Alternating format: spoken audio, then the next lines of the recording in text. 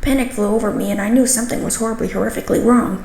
And if we didn't get out of there, we'd soon end up like them. Edmond's face was now covered in tears, not knowing what to do or how to understand any of this. Eddy. I made him follow me as we darted back into our room. Come on. I quickly scrambled to open the window even further so we could escape. Open. I heard the footsteps coming our way as the strangers thought they heard something. I tried telling Edmond to hush. His crying was grabbing their attention. Edmond, please, stop crying. They hear you. At last second, it was fully open and we climbed out from the window pane and jumped down. We were lucky we had a ranch house, or that would have been a bad fall to take. Once on the ground, we ran off into the night. Where we were going, I didn't have a clue.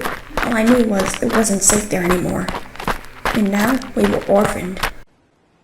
We ran into the streets and alleyways of the city, busy, full of cars and people. We were trying to stay out of people's sight so we wouldn't be spotted. And even as disgusting as repulsive as it sounded, we even ate what other people threw away right after they were done with their meal. That was our only way to survive. We lived within trash cans. We lived within trash cans that were no longer used by anyone as well, just to keep warm. Some days we were lucky and found an abandoned building to sleep in when it rained. Our clothes were dirty, ripped, and full of debris from the city. We were skinny enough to see our ribs, though despite everything we were going through, I believe we were healthy enough to live. At least for the summer months. When the winter months came, I didn't have neither idea nor plan of what to do. My priority was looking out for Edmond, who was my last link to my family. The last thing I wanted for him was to die on me next. I didn't want to be alone.